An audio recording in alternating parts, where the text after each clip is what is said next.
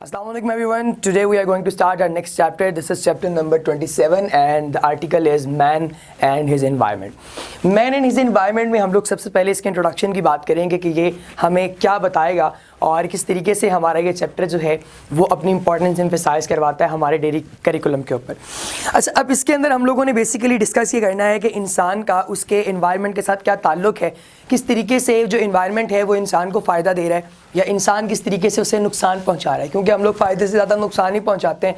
लिहाजा ये चीज़ हमें ज़्यादा इंपॉर्टेंटली जो है we have to discuss it in detail. So अब हमारे पास जो मैन इन इस एनवायरनमेंट में सबसे पहली जो चीज़ आप लोगों ने याद रखनी है वो ये है कि इंसान का अपने माहौल के साथ जो ताल्लुक़ है वो किन बुनियादों पर होता है। फॉर एग्जांपल, आपको अपने माहौल से क्या फ़ायदा है, आपको जो भी अपने माहौल से बेनिफिट्स हैं आप उसी की बेस पे अपने माहौल को बदले में कोई ना कोई रिस्पांस देते हैं।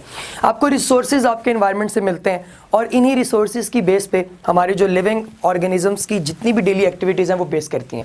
अब पहली चीज़ हमारे पास है, this is the relationship of organisms, जो हम लोगों ने लास्ट चैप्टर में डिस्कस किया था इन चैप्टर नंबर 26 कि हमारे पास मुख्तलिफ किस्म के इंट्रैक्शंस हैं, लाइक पैरासिटिज्म है, हमारे पास सिम्बायोसिस है, इसी तरीके से हमारे पास कमेंसुअलिज्म है। बहुत सारे हमारे पास प्रोसीजर ऐसे हैं जो कि अल्टीमेटली बेनिफिट देते हैं ह्यूमन बींग्स को भी और इन्वायरमेंटल फैक्टर्स जो हमारे पास मौजूद हैं उनको भी।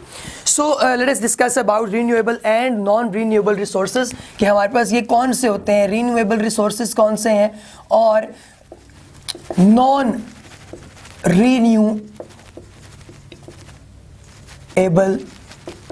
रिसोर्सेज। जो हमारे पास रीन्यूएबल रिसोर्सेज हैं वो रिसोर्सेज हमारे पास ऐसे होते हैं जिनको आप रीन्यू कर सकते हैं, जो कि ख़त्म नहीं होते। वैसे भी according to law of the conservation of maths and chemistry you have discussed in detail that matter can neither be created nor destroyed but it can be converted from one shape to another shape.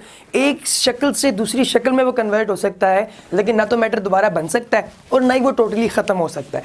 लिहाजा हमारे पास renewable resources वो होंगे जो कि ऐसे हैं जो कि अपनी असल कंडीशन में दोबारा वापस आ जाएंगे, जैसे हवा है, जैसे पानी है। सो इस तरह की चीज़ें हमारे पास रीन्यूएबल रिसोर्सेज। जबकि नॉन रीन्यूएबल रिसोर्सेज वो होते हैं जो कि अगर एक दफ़ा कन्वर्ट हो गए हैं अपनी दूसरी फॉर्म में तो उन्हें वापस लेके आना, रिवर्स करवाना, दैट इज़ नियरली इम्पॉसिबल। सो ये दो तरह हमारे पास जो है ये रिसोर्सेज हैं। 2 नंबर की डेफिनेशन आपको इन दोनों में से आ सकती है, लिहाजा आपने इसको डिटेल में डिस्कस रखना है। अच्छा, अब हमारे पास ये जो एक साइड पे सिस्टमैटिक डायग्राम बनी हुई है आपको दिखा रही है कि किस तरीके से डिके होता है ऑर्गेनिजम्स का, फिर उसके बाद जो है उसकी फूड जो है वो कंज्यूम करते हैं, वो फूड कंजम्पशन के बाद दोबारा डिकम्पोजिशन, डिके, इस तरह की साइकिल जो है ये चलता रहता है ऑर्गेनिजम्स की बॉडी के अंदर। ये साइक्लिक फॉर्म आपके पास जो है ये न्यूट्रिएंट्स की बेस पे चलती है कि आपके पास जो बॉडी के न्यूट्रिएंट्स हैं वो न्यूट्रिएंट्स किस तरीके से आपकी बॉडी के अंदर जो है वो न्यूट्रिशन कॉज करते हैं और अल्टीमेटली जो है आपकी बॉडी वो क्या हो जाती है, वो डिके हो जाती है। डिके होने के बाद वो डिकम्पोज हो जाती है।